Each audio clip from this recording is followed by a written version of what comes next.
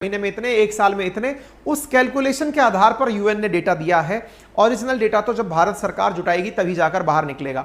तो भारत की जनगणना में ये देरी क्यों हो रही है, इसके क्या परिणाम हो सकते हैं, क्या करना चाहिए, सभी बातें आज के सेशन में की जाएंगी। ठीक है, जैसा कि आप सभी जानते हैं कि डिले इन सेशंस क्यों हो रहा है, तो आपको ध्यान हो कि हर वर्ष मतलब 1881 के बाद से हर 10 साल के अंदर सेंसस होता है। जिस वर्ष सेंसस होना होता है उससे 2 वर्ष पहले ही तैयारियां शुरू हो जाती हैं, नोटिफिकेशन वगैरह जारी हो जाता है। 2019 में 2021 के सेंसस का नोटिफिकेशन जारी कर दिया गया था। नोटिफिकेशन जब जारी हुआ तो ऐसी स्थिति के अंदर जनवरी 2020 में एडमिनिस्ट्रेटिव बाउंड्रीज को फ्रीज कर दिया गया था। मतलब जब नोटिफिकेशन आउट होता है ना, कि जैसे अपने होता है ना, चुनाव जब होने वाले होते हैं तो उसके बाद में सभी प्रकार की आचार संहिताएं लग जाती हैं, आचार संहिता अनाउंसमेंट, डेट अनाउंसमेंट के साथ ही।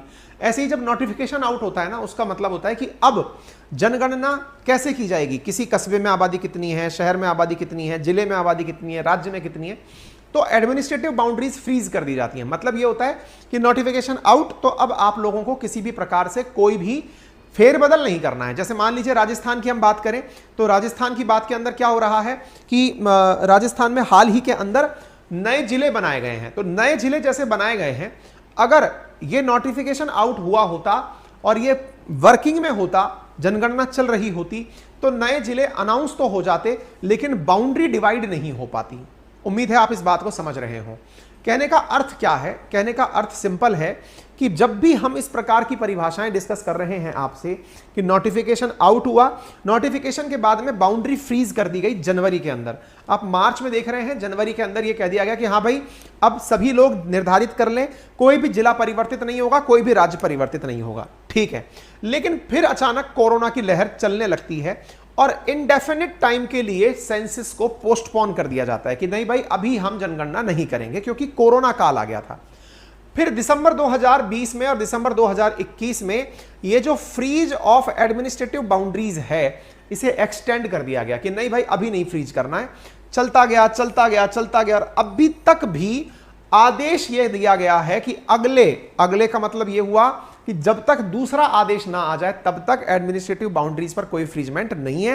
यहां पर देख सकते हैं सितंबर 2023 से पहले जनगणना नहीं हो पाएगी क्योंकि अल्टीमेटली अगर आपको जनगणना करनी है पहले एडमिनिस्ट्रेटिव बाउंड्रीज फ्रीज करनी होती है, उसका अनाउंसमेंट करना होता है और अभी उसकी कोई संभावना नहीं है। और सामान्यतया देश में जनगणना जब भी हुई है तो फरवरी से लेकर के अप्रैल के बीच में हुई है। अब आपके दिमाग में एक बेसिक सा सवाल बनेगा, क्या देश में जनगणना को लेकर कोई कानून है क्या सर, कि इस कानून के तहत जनगणना की जाती है?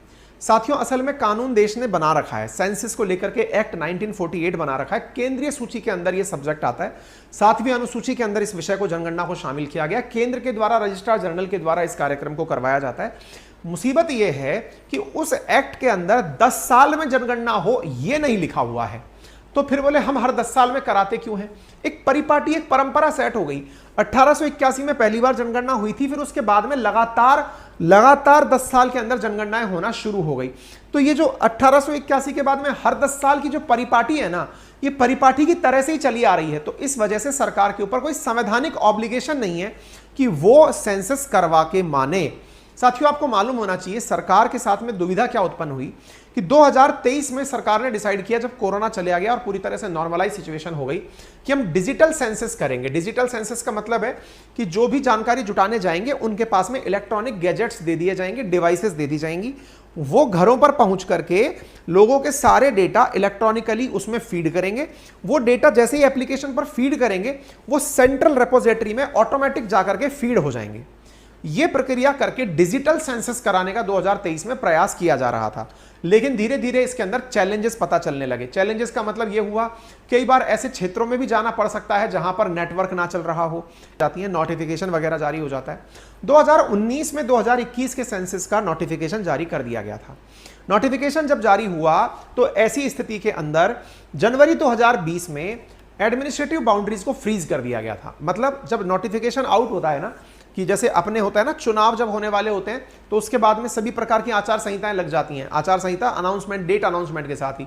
ऐसे ही जब नोटिफिकेशन आउट होता है ना, उसका मतलब होता है कि अब जनगणना कैसे की जाएगी, किसी कस्बे में आबादी कितनी है, शहर में आबादी कितनी है, जिले में आबादी कितनी है, राज्य में कितनी है, तो एडमिनिस्ट्रेटिव बाउंड्रीज फ्रीज कर दी जाती हैं। मतलब ये होता है कि नोटिफिकेशन आउट, तो अब आप लोगों को किसी भी प्रकार से कोई भी फेरबदल नहीं करना है। जैसे मान लीजिए राजस्थान की हम बात करें तो राजस्थान की बात के अंदर क्या हो रहा है कि राजस्थान में हाल ही के अंदर नए जिले बनाए गए हैं। तो नए जिले जैसे बनाए गए हैं, अगर ये नोटिफिकेशन आउट हुआ होता और ये वर्किंग में होता, जनगणना चल रही होती, तो नए जिले अनाउंस तो हो जाते, लेकिन बाउंड्री डिवाइड नहीं हो पाती। उम्मीद है आप इस बात को समझ रहे हो। कहने का अर्थ क्या है? कहने का अर्थ सिंपल है कि जब भी हम इस प्रकार की परिभाषाएं डिस्कस कर रहे हैं आपसे कि नोटिफिकेशन आउट हुआ, नोटिफिकेशन के बाद में बाउंड्री फ्रीज कर दी गई जनवरी के अंदर। आप मार्च में देख रहे हैं, जनवरी के अंदर यह कह दिया गया कि हाँ भाई अब सभी लोग निर्धारित कर लें, कोई भी जिला परिवर्तित नहीं होगा, कोई भी राज्य परिवर्तित नहीं होगा, ठीक है। लेकिन फिर अचानक कोरोना की लहर चलने लगती है और इनडेफिनिट टाइम के लिए सेंसस को पोस्टपोन कर दिया जाता है कि नहीं भाई अभी हम जनगणना नहीं करेंगे क्योंकि कोरोना काल आ गया था। फिर दिसंबर 2020 में और दिसंबर 2021 में ये जो फ्रीज ऑफ एडमिनिस्ट्रेटिव बाउंड्रीज है इसे एक्सटेंड कर दिया गया कि नहीं भाई अभी नहीं फ्रीज करना है। चलता गया चलता गया चलता गया और अभी तक भी आदेश यह दिया गया है कि अगले का मतलब यह हुआ कि जब तक दूसरा आदेश ना आ जाए तब तक एडमिनिस्ट्रेटिव बाउंड्रीज पर कोई फ्रीजमेंट नहीं है। यहां पर देख सकते हैं सितंबर 2023 से पहले जनगणना नहीं हो पाएगी क्योंकि अल्टीमेटली अगर आपको जनगणना करनी है पहले एडमिनिस्ट्रेटिव बाउंड्रीज फ्रीज करनी होती है, उसका अनाउंसमेंट करना होता है और अभी उसकी कोई संभावना नहीं है। और सामान्यतया देश में जनगणना जब भी हुई है तो फरवरी से लेकर के अप्रैल के बीच में हुई है। अब आपके दिमाग में एक बेसिक सा सवाल बनेगा, क्या देश में जनगणना को लेकर कोई कानून है क्या सर कि इस कानून के तहत जनगणना की जाती है?